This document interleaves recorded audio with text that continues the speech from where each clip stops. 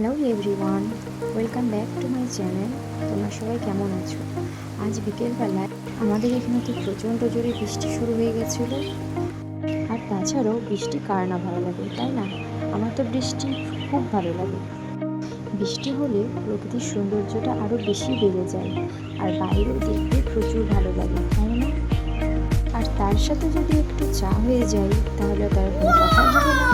তাই যেমন ভাবনা তেমন কাজ, চলে এলাম চা বানাতে।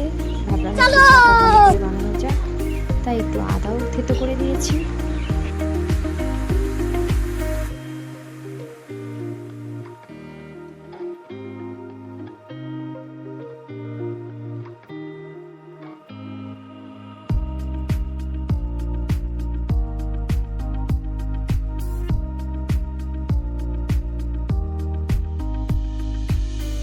এদিকে চা হচ্ছে, ভাবলাম শুধু চা খেলে হবে, তার সাথে তো আর একটা কিছু দরকার। তাই ভাবলাম একটু ঝাল ঝাল করে মুড়ি মাখানো যাক।